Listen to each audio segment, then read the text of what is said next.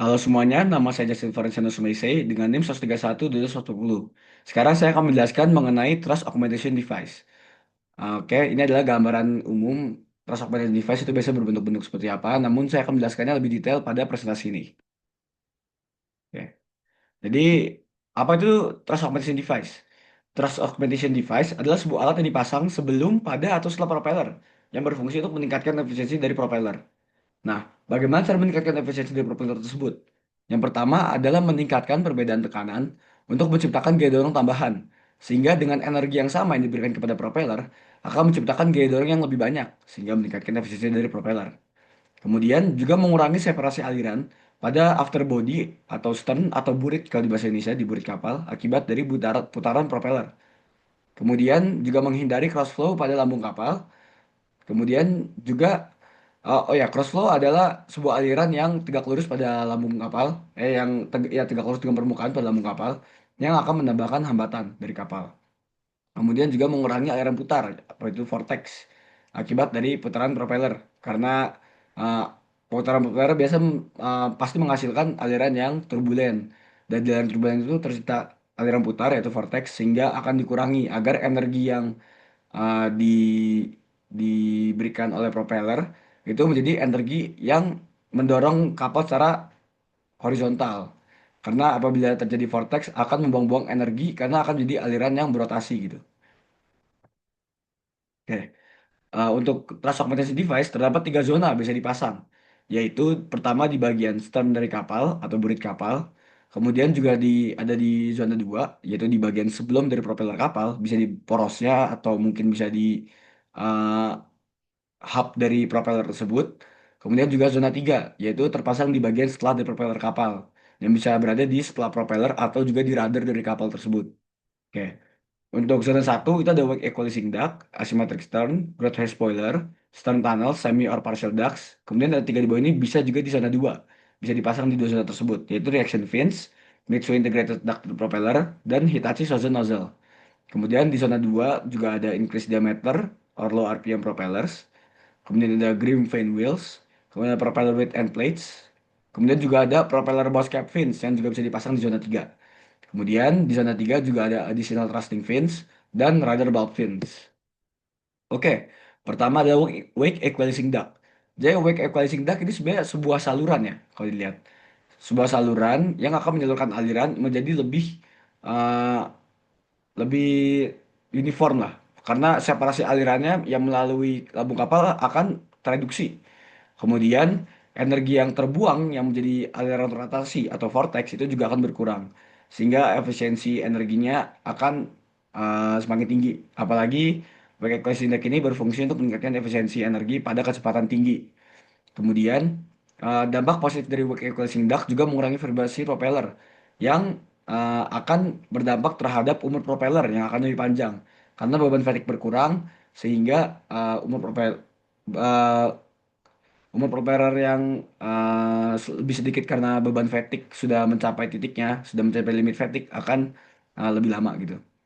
Kemudian juga melindungi perlengkapan elektronik karena perlengkapan elektronik akan bisa merusak beberapa perlengkapan elektronik itu bisa rusak akibat dari vibrasi sehingga melindungi perlengkapan elektronik. Kemudian juga ada kondisi kapal yang lebih nyaman untuk penumpang karena vibrasi yang lebih tidak terasa oleh penumpang.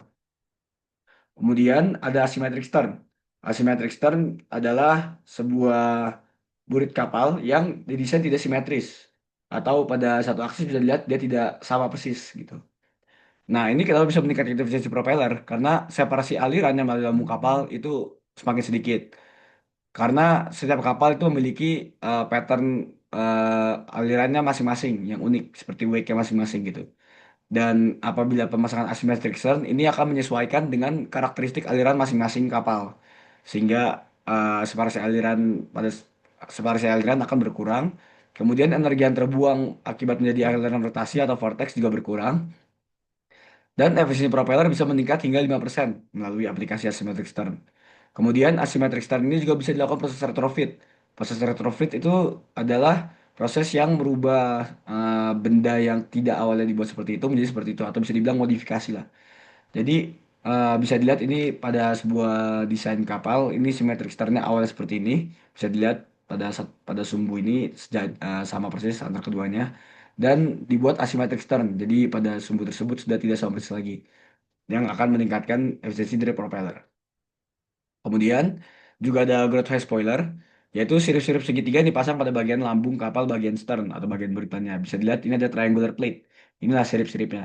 Itu akan meningkatkan efisiensi propeller melalui menghindari close flow pada lambung kapal yang tadi saya bilang sebuah aliran yang tegak lurus yang akan tegak lurus dengan permukaan lambung kapal yang akan meningkatkan hambatan kapal. Kemudian mengubah aliran vertikal jadi horizontal sehingga menambahkan gaya dorong dan juga mengurangi resistansi lambung kapal. Kemudian stern tunnel. Stern tunnel adalah ujung buritan kapal yang menjadi melengkung ke dalam untuk memasangkan baling-baling berdiameter lebih besar. Oke. Dengan adanya stern tunnel itu bisa membuat aliran gelombang yang lebih terpusat, mengurangi separuh aliran. Namun dan juga karena bisa dipasang diameter baling-baling berdiameter besar akan lebih efektif untuk propeller berdiameter besar dan RPM rendah.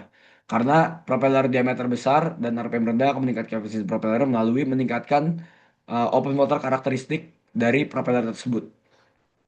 Ini ada desain dari stern tunnel, bisa dilihat ada lengkungannya di bagian burit kapal. Oke, sekarang eh, masuk ke reaction fins.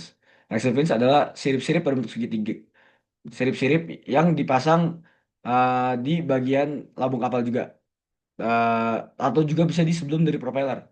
Dan ini di tiga yang akan disebutkan ini adalah bisa dipasang di zona 1 atau 2, bisa dipasang di bagian lambung atau di sebelum propeller gitu. Dan reaction fins ini bisa meningkatkan efisiensi propeller melalui mengubah aliran putar menjadi aliran horizontal sehingga gaya dorong meningkat. Kemudian juga ada Mitsui Integrated Ducted Unit, yaitu sebuah non-aksis simetrik uh, yang di sebuah non-aksis simetrik yang dipasang di depan propeller gitu. Ini ada sebuah aksis simetrik nozzle bisa dibilangnya, yang akan meningkatkan efisiensi propeller melalui beradaptasi dengan non-uniform flow yang ada di lambung kapal dan juga mengurangi hambatan kapal. Dan ada juga Hitachi Shozen Nozzle yang mirip dengan Mitsui Integrated Ducted Unit yang memiliki deviasi lebih non-aksis simetrik dibandingkan Mitsui Integrated Unit. Yang bisa dilihat di gambar di sini, Hitachi Shozen Nozzle itu berbentuk, bisa dilihat dari titik tengahnya yang poin bulat ini lebih lebih tidak di lebih tidak di tengah dan juga bentuknya yang lebih tidak asimetris. Dan juga untuk Mitsui Integrated Ducted ini tadi ternyata bisa mengurangi efek gravitasi pada propeller sehingga umur dari propeller bisa lebih panjang. Oke, lanjut ke thrust augmentation device di zona 2. Itu juga ada meningkatkan diameter dan merendahkan RPM dari propeller. Yang tadi sudah dibilang bahwa dengan meningkatkan diameter dan merendahkan propeller akan meningkatkan open motor efisiensinya jika RPM diturunkan dan diameter berbesar. Namun ada pembatasnya yaitu eh, ruang yang tersedia bagi propeller itu lebih itu terbatas gitu. Makanya biasanya digunakan bersama stern tunnel sehingga ruang yang terdapat itu lebih optimal. Kemudian juga ada Green Fan Wheels. Green Fan Wheels ini adalah sebuah fan wheel yang dipasang berotasi dengan bebas di belakang propeller. Bisa lihat ini adalah fan wheel ya, yang dapat berotasi secara bebas gitu. Dan ini cara meningkatkan efisiensi propeller itu melalui meningkatkan slipstream energy yang akan menjadi gaya dorong tambahan pada kapal. Besar fan wheel yang optimal berdasarkan jurnal adalah lebih besar 20% dari propeller yang bisa meningkatkan efisiensi sebesar 10%. Karena penyerapan slipstream energinya paling paling optimal pada besar yang masih bisa ditaruh di bagian lambung dari kapal, di bagian setelah propeller. Oke. Uh, Terdapat juga propeller with end plates, di mana propellernya dipasang plat di ujungnya seperti ini. Tugas dari plat-plat tersebut adalah mengurangi vortex atau aliran putar pada yang keluar setelah propeller.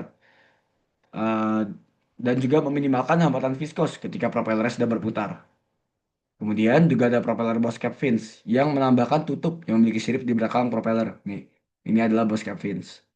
Uh, Meningkatkan efisiensi propeller melalui energi aliran putar akan dikonversi menjadi gaya dorong. Jadi vortex yang sudah keluar dari propeller ini akan dikonversi menjadi gaya dorong lagi sehingga menambahkan gaya dorong.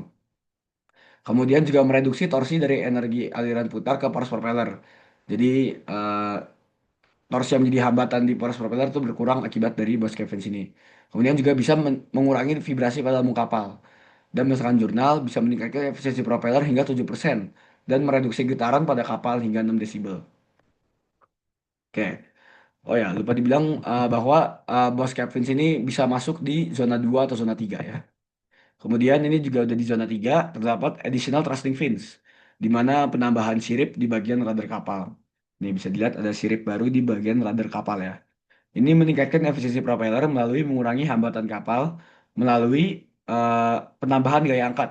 Jadi alirannya akan diubah menjadi gaya angkat kapal yang akan mengurangi hambatan dari kapal tersebut. Sehingga ini bisa meningkatkan thrust efisiensi hingga 6%. Kemudian juga ada rudder bulb fins, di mana menambahkan bohlam pada bagian rudder kapal dengan sirip. Jadi bisa dibilang mirip dengan additional thrusting fins, namun pada bagian ini terdapat bulb. Eh, Bulb ini kemudian bisa dilihat bahwa eh, bulb ini tuh biasanya dipasang di bagian, bukan dipasang. Eh, Rudder bulb fins ini akan mengurangi separasi aliran pada bagian hub dari propeller. Dan vortex yang terjadi pada bagian hub propeller juga kurang. Dan bisa dibilang tadi kan kalau air yang putar kan vortex itu eh, yang turbulen ya. Itu bisa meningkatkan kavitasi dari propeller sehingga dengan pengurangan aliran putar pada bagian hub propeller itu juga bisa mengurangi kavitasi pada bagian propeller, pada bagian hub propeller. Kemudian ada yang rudder valve ini juga menambahkan gaya dorong propeller sehingga efisiensi dari propeller tersebut bisa meningkat. Oke, itu saja jenis-jenis trust augmentation device dan bagaimana cara trust augmentation device tersebut meningkatkan efisiensi dari kapal. Terima kasih sudah mendengarkan. Semoga uh, bermanfaat video ini.